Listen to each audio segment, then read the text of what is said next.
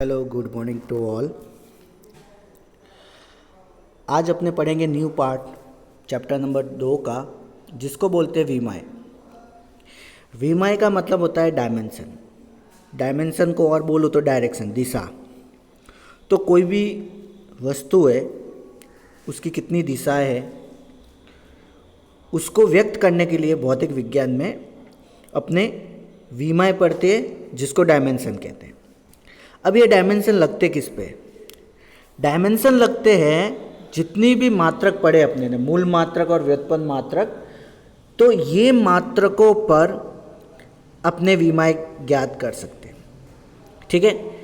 अब वैसे तो बहुत सारे मात्रक होते हैं, अलग अलग व्युत्पन्न मात्रक भी होते हैं, मूल मात्रक भी होते हैं। तो यहाँ पे कौन से मात्रक से अपने व्यक्त करेंगे? तो यहाँ पे जो अपने मूल मात्रक होते हैं, उन्हीं मूल मात्रकों को लेके अपने उसके डायमेंशन ज्ञात करेंगे। ठीक है। तो सबसे पहले यहाँ पे दिया हुआ है कि वैसे तो 7 मूल मात्रक होते हैं। ठीक है। तो उन 7 मूल मात्रक को प्रकट करने में लगाई गई घातों को भौतिक राशि की विमाय कहते हैं। ठीक है। अब इसको व्यक्त कैसे करते हैं? तो मूल मात्रक जो है वो स्टार्टिंग का जो बड़ा अक्षर होता है अंग्रेजी लेटर में, उसको व्यक्त करते हैं। ठीक है। और वो विमा किसी दूसरे मात्रक पर निर्भर नहीं करती है। अब अपने समझते हैं उदाहरण के लिए किस तरह से मूल मात्रक लगा सकते हैं, डायमेंशन कैसे व्यक्त कर सकते हैं। तो उसके लिए सबसे पहले जैसे कि मैं एक उदाहरण देता हूँ। जैसे मुझे कोई भी वस्तु की यहाँ से लेके यहाँ तक कोई भी वस्तु की मुझे लंबाई ज्ञात करनी है। ठीक है। तो लंबाई ज्ञात करने के लिए मैं क्या करूँगा कि यहाँ से लेके यहाँ तक मैं उसको मापूंगा। ठीक है। तो जैसे कि ये लंबाई जो है उसको किससे व्यक्त करते हैं? लंबाई को इंग्लिश में बोलते हैं लेंथ, और लेंथ को किससे व्यक्त करते? एल से। तो जब कहीं पे भी लंबाई को मापना होगा तो वहाँ पे मैं एल से व्यक्त करूँगा। क्यों? क्योंकि लेंथ होती है, लेंथ कैपिटल लेटर एल होता है। तो इस तरह से जहाँ पे भी लंबाई ज्ञात करना होगा उसको मात्रक में बदलना होगा तो विमीय में एल लिखेंगे, क्योंकि लंबाई एल होती है। फिर जैसे मान लो कि कोई भी मान लो ग्लास है या कोई भी वस्तु दी हुई है। अब इसका द्रव्यमान कैसे ज्ञात करना है? ठीक है। तो द्रव्यमान को इंग्लिश में कहते हैं मास, और मास का पहला वर्ड कौन सा है? Capital M. तो जहाँ पे भी किसी वस्तु का द्रव्यमान ज्ञात करना है तो वहाँ पे एम लगाएंगे। और इसी तरह कोई भी वस्तु एक जगह से दूसरी जगह गति कर रही है तो वो कितना समय लगा रही है, कितने समय में वो गति कर रही है। ठीक है। तो वो समय ज्ञात करने के लिए इंग्लिश में बोलते हैं टाइम, तो उसका जो है वो मात्रक हो जाएगा टी। तो मूल जो मात्रक है वो तो 7 होते हैं। ठीक है। तो उसमें जो स्टार्टिंग के 3 मात्रक है, मास, लेंथ और टाइम, जिसको मास को एम बोलते हैं, एल को टाइम लेंथ बोलते हैं, और टी को बोलते हैं टाइम। मतलब कहीं पे भी कोई भी द्रव्यमान, लंबाई या समय दिया हुआ है या नहीं दिया हुआ, तो उसको अपने पहले लंबाई में, द्रव्यमान में, समय में, जो अपने ने 7 मूल राशियाँ पढ़ी है उसमें बदलेंगे, और फिर उसके बाद में अपने उसके डायमेंशन ज्ञात करेंगे। ठीक है। तो कौन से तरीके के डायमेंशन हो सकते हैं, कितने कितने डायमेंशन हो सकते हैं, उसके बारे में अपने देखते हैं। तो देखो यहाँ पे एक टेबल बनी हुई है। अब इस टेबल को तुम ध्यान से देखो। ठीक है। तो बहुत ही सिंपल है। ठीक है। देखो सबसे पहले अपने को ये जितनी भी भौतिक राशियाँ हैं, अलग अलग तरह की भौतिक राशियाँ दी हुई है। पहला है क्षेत्रफल। क्षेत्रफल तो अपने को पता है कि क्षेत्रफल का सूत्र होता है मीटर स्क्वायर, बराबर। तो मीटर स्क्वायर होता है मतलब मीटर किस में मापते हैं, तो क्या अपने बोलेंगे लंबाई में मापते हैं। तो मीटर का स्क्वायर है, मतलब एल लंबाई का क्या हो जाएगा, स्क्वायर हो जाएगा, कितनी हो जाएगा। तो अब इसको विमीय सूत्र में किस तरह से व्यक्त करेंगे, तो विमीय सूत्र में हमेशा व्यक्त करने के लिए 3 मात्रक लिखते, एक लिखते एम, एल और टी। अब देखो क्षेत्रफल में खाली क्या होता है, लंबाई होती है, लंबाई गुणा लंबाई, अपने ने सूत्र पढ़ा हुआ है। क्षेत्रफल जो होता है कोई भी वस्तु का क्षेत्रफल क्या होता है, लंबाई इंटू चौड़ाई, लंबाई इंटू ऊंचाई, ठीक है। तो यहाँ पे लंबाई गुणा लंबाई मतलब 2 लंबाई होती है, इसलिए यहाँ पे खाली लंबाई है, तो लंबाई के ऊपर आ जाएगा 2, द्रव्यमान तो है ही नहीं तो आ जाएगा 0, और समय भी नहीं है तो आ जाएगा 0। तो इसका विमीय सूत्र होगा m0 l स्क्वायर और t0। तो यहाँ पे देखो m0 l स्क्वायर और t0। इसी तरह अब अपने देखें आयतन, तो आयतन जो होता है वो क्या होता है, मीटर क्यूब। मीटर क्यूब का मतलब क्या, कितनी लंबाई होती है, 3 लंबाई होती है, ठीक है। लंबाई गुणा लंबाई गुणा लंबाई, तो इसके अंदर क्या हो जाएगा, l की घात 3 हो जाएगा, बराबर। अब इसमें m का मान कितना है, नहीं है, 0। t का मान कितना है, नहीं है, 0।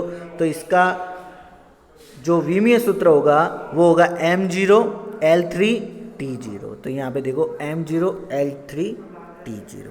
इसी तरह सभी को विमीय सूत्र में अपने बदल सकते हैं। जैसे कि मैं यहाँ पे लेता हूँ वेग या चाल, अब दोनों का सूत्र तो सेम ही होता है, विस्थापन बटा समय बोल सकते हैं या दूरी बटा समय। तो अब इसको ध्यान से देखना, देखो विस्थापन बटे समय। अब विस्थापन किस में मापते हैं, तो अपने बोलेंगे कि विस्थापन मापते हैं लंबाई में, तो लंबाई को किससे व्यक्त करते हैं, एल से व्यक्त करते। फिर समय को किससे व्यक्त करते हैं, टी से व्यक्त करते। तो यहाँ पे दो चीजें हैं, एक है लंबाई और एक समय। अब समय कहाँ है, नीचे है, तो जब समय नीचे है तो उसको ऊपर लाएंगे तो क्या हो जाएगा, t-1 होगा। अब इसका विमीय सूत्र क्या होगा, तो देखो L है और T है, M तो है ही नहीं, तो यहाँ पे विमीय सूत्र हो जाएगा m0, L ऊपर है एक ही है तो L1, और T जो नीचे था उसको ऊपर लेके आया तो t-1। क्यों, क्योंकि कोई भी कंपोनेंट भाग में होता है, नीचे होता है, गणित में भी हो या भौतिक विज्ञान में भी हो कि वो नीचे है भाग में, तो इसको ऊपर लेके आते हैं तो घात जो है, जितनी भी उसके ऊपर घात है वो प्लस से फिर क्या हो जाती है, माइनस में। और मान लो नीचे माइनस है तो ऊपर आएगी तो प्लस हो जाएगी, ठीक है। तो इस तरह से इसका विमीय सूत्र होगा m0 l1 t-1, ठीक है। इसी तरह जैसे कि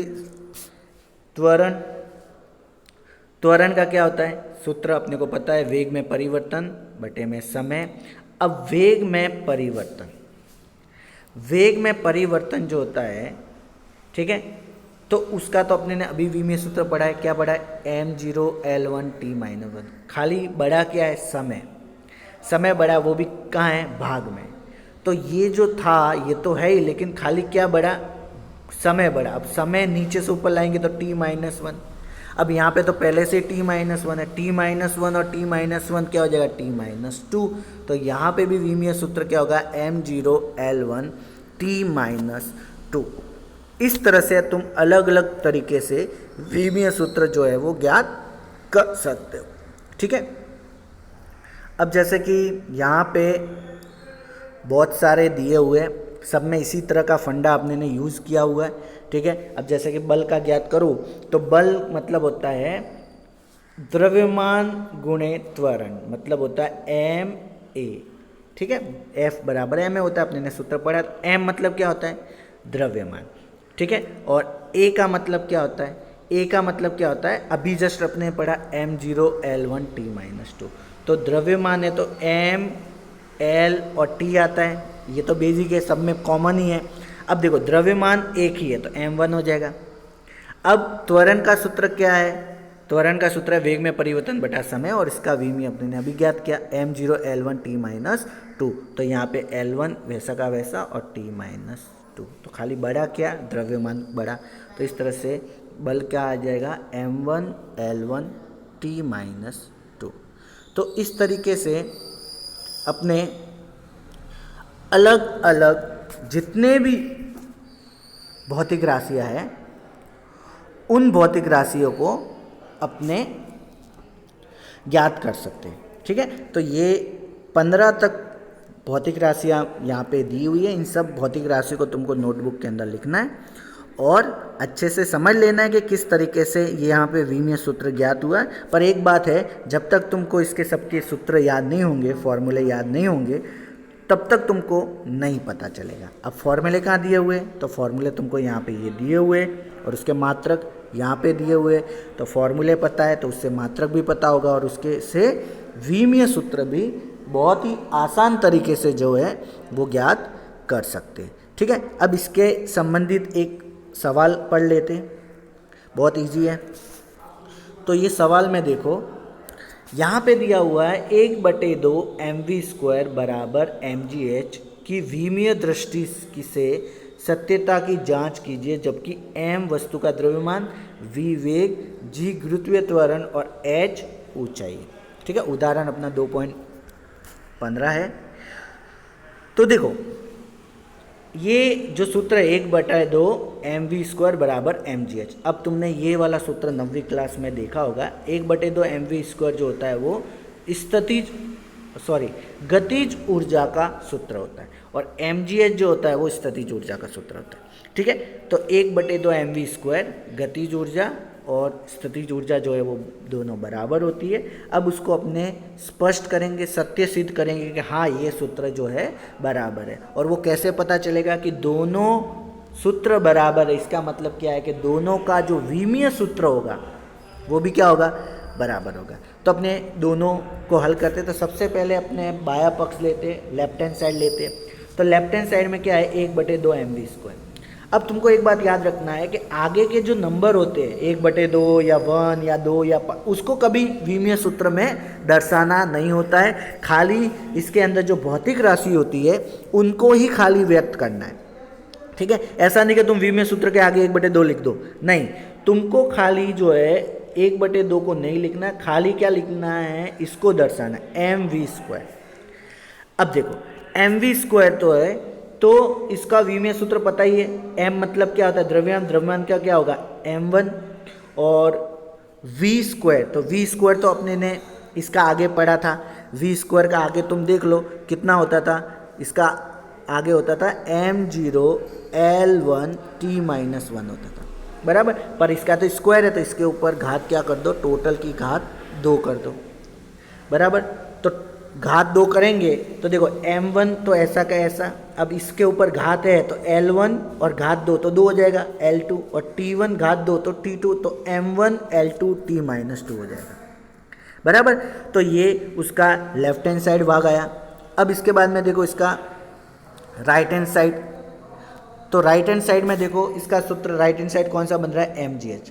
अब m मतलब होता है द्रव्यमान, g मतलब होता है गुरुत्वीय त्वरण और h मतलब होता है ऊंचाई, बराबर। अब गुरुत्वीय त्वरण मतलब वही त्वरण का जो सूत्र अपने ने देखा था, g मतलब गुरुत्वीय त्वरण और a मतलब होता है त्वरण, तो दोनों सेम ही होता है, तो a बराबर जो है वो g ही होता है। ठीक है, तो इसका विमीय सूत्र भी अभी जस्ट अपने ने पढ़ा, तो उसका विमीय सूत्र था m0 l1 t-2, ये अभी जस्ट अपने ने पढ़ा। तो देखो m मतलब द्रव्यमान जिसका विमीय सूत्र होता है m1, g का क्या होता है वही m0 l1 t-2, तो यहाँ पे m0 तो है ही नहीं तो लिखने की जरूरत नहीं है, l1 t-2 और h मतलब ऊंचाई, तो ऊंचाई किस में मापते, लंबाई में मापते, तो यहाँ पे भी क्या हो जाएगा l की घात 1। अब इन सबको जोड़ दो, इन सबको जोड़ेंगे तो m1 फिर l1 और l1 तो कितना हुआ l2 और t-2 तो t-। तो अब अपने ध्यान से देखते हैं कि उसका लेफ्ट हैंड साइड क्या आया था m1 l2 t-2 और राइट साइड कौन सा आया m1 l2 t-2। दोनों देखते हैं कि दोनों का विमीय सूत्र जो है समान है। इसका मतलब क्या है कि जो अपने ने जो सूत्र पढ़ा अभी 1/2 mv² बराबर mgh जो है वो सिद्ध होता है।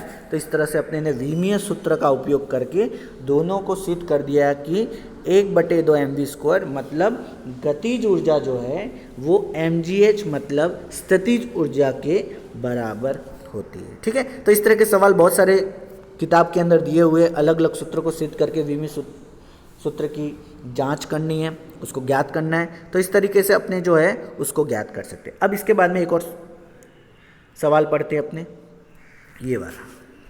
अब देखो इस सवाल में क्या दिया हुआ है वो अपने देखते हैं, ठीक है। तो ये सवाल में दिया हुआ है कि दो दृढ़ आधारों के बीच तनी हुई L लंबाई वाली डोरी को कंपन कराने पर उत्पन्न ध्वनि की आवृत्ति निम्न सूत्र द्वारा दी जाती है। मतलब ये सूत्र दिया हुआ। अब इसमें क्या बोला है कि दो आधार है, मतलब कोई भी दो खंबे हैं, ठीक है, और इसके बीच में एक वायर लगा हुआ है जिसकी लंबाई कितनी है, L है। अब इसको मैं पकड़ो के कंपन कराऊंगा, इसको मतलब पकड़ के मैं खींचूंगा तो इसमें क्या होगा, कंपन उत्पन्न होगा, इस तरह से कंपन करेगा, ठीक है। और कंपन करता है तो आवृत्ति उत्पन्न होती है, ठीक है। आवर्ती एन बोल सकते हैं उसको, एफ बोल सकते हैं, फ्रिक्वेंसी बोल सकते हैं। तो ये सब क्या होता है ये अभी तुमको पता नहीं चलेगा, जैसे जैसे चैप्टर आगे बढ़ेगा आवर्ती के बारे में पढ़ेंगे तब पता चलेगा। खाली अब तुमको खाली याद रखना है कि विमीय सूत्र ज्ञात करना है, तो वो खाली तुमको याद रखना है, दूसरा इसके अंदर ज़्यादा ध्यान नहीं देना, ठीक है। तो अब इसके अंदर देखो ये सूत्र दिया हुआ, एन मतलब होता है फ्रीक्वेंसी आवर्ती, जिसको एफ से डिनोट भी कर सकते हैं। अब देखो यहाँ पे जो mg है, mg, ठीक है, तो mg मतलब क्या होता है, देखो m मतलब होता है द्रव्यमान, g मतलब होता है गुरुत्वीय त्वरण, ठीक है। तो ये mg मतलब है जिसको अपने बल भी बोल सकते हैं, क्यों, क्योंकि f बराबर क्या होता है, m है, f बराबर होता है m है। अभी अपने ने क्या पढ़ा कि a जो है वो g के बराबर ही होता है, मतलब f बराबर क्या होता है, mg, मतलब ये नीचे की तरफ लगने वाला बल है, गुरुत्वीय बल जिसको बोलते हैं, जिसको डोरी का तनाव भी होगा नीचे की तरफ जाएगा, ठीक है। तो ये डोरी का तनाव एफ एम बराबर जो है वो द्रव्यमान हो गया, ठीक है, डोरी का। तो इस सूत्र को सिद्ध करना है, तो देखो बहुत इजी है, सूत्र को अपने को सिद्ध करना है तो किस तरह से सिद्ध करेंगे, ठीक है। तो यहाँ पे ध्यान से देखिए इस सूत्र को, ये सूत्र है, ठीक है, 1/2 mg और m और इसका अंडर रूट है, ठीक है। तो इसके अंदर जो स्मॉल m है इसका मतलब है कैपिटल M बटे में L। अब बोलेंगे सर ये कैसे है, तो ये जो द्रव्यमान है m वो एकांग लंबाई पर लगने वाला द्रव्यमान, मतलब एकांग लंबाई पर लगने वाला द्रव्यमान मतलब डोरी तो बहुत बड़ी है, तो इसमें क्या है कि 1 सेंटीमीटर पे लगने वाला द्रव्यमान, फिर 1 सेंटीमीटर पर लगने वाला द्रव्यमान, 1 सेंटीमीटर पर लगने वाला द्रव्यमान, इस तरह से छोटे छोटे पार्ट में जो द्रव्यमान है, टोटल द्रव्यमान जो होगा वो m होगा, बराबर। मतलब पूरी डोरी का द्रव्यमान m है, बट छोटे से भाग का द्रव्यमान जो है वो m है।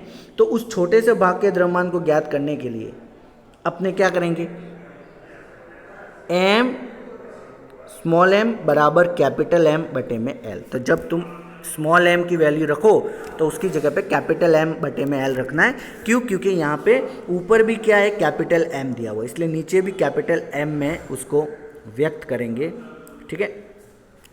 तो यहाँ पे देखो स्मॉल m की जगह पे आ जाएगा m l, जो यहाँ से अपने को मिला, तो m मतलब होता है द्रव्यमान, तो द्रव्यमान का विमा क्या होती है m1, और नीचे होती है लंबाई, तो लंबाई का द्रव्यमान विमा क्या होती है l1, तो ऊपर जाएगा तो l-1 बराबर। तो ये स्मॉल m का मान अपने को पता चल गया, तो स्मॉल m का मान अपने ने रख देंगे, ठीक है, ये याद रखेंगे। अब इसके बाद में यहाँ पे देखो ये सूत्र है, देखो अब यहाँ पे क्या है, 1/1 L, L मतलब क्या होता है, लंबाई, लंबाई मतलब L1, फिर M मतलब द्रव्यमान जो अपने यहाँ से मिला M1 L-1, ऊपर क्या है mg, ठीक है। तो mg मतलब त्वरण, त्वरण का क्या होता था सूत्र, m0 L1 t-2, अभी जस्ट पढ़ा आपने। तो m क्या होता है, द्रव्यमान, तो m का क्या हो जाएगा, यहाँ पे 1 हो जाएगा, तो m1 L1 t-2, तो ये आ गया m1 L1 t-, यहाँ पे m के ऊपर कुछ नहीं है, इसका मतलब है यहाँ पे अपने क्या ले लेंगे, m1, ठीक है। अब इसमें देखो अब नीचे देखो क्या है, m1 l माइनस वन, ऊपर क्या है m l1 t minus two. अब इसमें क्या होगा, देखो ऊपर वाला m और नीचे वाला m कट जाएगा, ठीक है। दोनों रूट में तो काट सकते, मान लो ऊपर रूट होता और नीचे नहीं होता तो नहीं काटते, लेकिन दोनों में कॉमन रूट है, मतलब दोनों को काट सकते। तो यहाँ पे बचा क्या, देखो अब l माइनस वन जो है वो माइनस में, ऊपर जाएगा तो प्लस में हो जाएगा, तो क्या हो जाएगा l2 हो जाएगा, और t माइनस टू तो ऐसा का ऐसा है, तो यहाँ पे आ गया। अब तुम बोलोगे सर ये और ये भी तो कट सकता है, लेकिन ये ऊपर वाला L2 और ये भी L तो कट सकता है ना, तो अपने नहीं काट सकते, क्योंकि ये वाली जो टर्म है वो रूट में, तो रूट में तो अपने थोड़ी काट सकते, ठीक है, रूट में तो नहीं काट सकते, पर इसका स्क्वायर रूट हटा दो तो अपने काट सकते। तो यहाँ पे देखो 1/2 L1 T2 L2 T minus two. अब देखो स्क्वायर रूट हटाओ तो T का स्क्वायर है तो L का स्क्वायर है तो खाली L बचेगा, और T माइनस टू है मतलब खाली T माइनस वन, क्योंकि स्क्वायर रूट हटाएंगे, जैसे 2 की पावर 2 है, अब ये स्क्वायर रूट में है तो 2 घात तो हट जाएगी ना, खाली 2 ही बचेगा। तो इस तरह से यहाँ पे भी जो दोनों स्क्वायर में है तो वो स्क्वायर जो है वो स्क्वायर रूट से हट जाएगा, तो यहाँ पे खाली क्या बचेगा L1 T माइनस वन, ये वाला L और ये वाला L अब कट जाएगा, तो 1/2 T माइनस वन। मतलब इसका विमीय सूत्र क्या आया, तो मैंने तुमको बोला था कि विमीय सूत्र में हमेशा MLT ये वाली लेते, संख्या नहीं लेते, तो यहाँ पे संख्या नहीं लिखी हुई है, देखो तो M0 L1 T minus one, खाली T माइनस वन बचा, बराबर। तो अब फाइनल अपना उत्तर जो आया वो फाइनल उत्तर आया अपने को, क्या फाइनल उत्तर आया, फाइनल उत्तर आया M0 L0 T minus one, ठीक है। अब देखो फ्रीक्वेंसी जो होती है n जिसको बोलते हैं या f बोलते हैं, इसका सूत्र होता है 1/समय, क्या होता है 1/समय, ठीक है ना, 9वीं क्लास में पढ़ा होगा, आवृत्ति बराबर होता है कंपन की दर, कंपन की दर मतलब कितने समय में वो कंपन करता है, तो 1/t, तो 1/t है तो इसकी आवृत्ति का विमीय क्या होगा M0 L0 और T, अब अपॉन में तो -1 हो जाएगा, तो ये वाला आवर्ती, और उसके राइट साइड में क्या मिला M0 L0 T -1, मतलब लेफ्ट साइड और राइट साइड दोनों समान है, इसका मतलब है ये सूत्र जो है एकदम सही है, बराबर। तो इस तरीके से अपने बहुत सारे सवाल को हल कर सकते हैं, और इसमें बहुत सारे सवाल है तो तुमको इस तरीके से इस सवाल को हल करना है।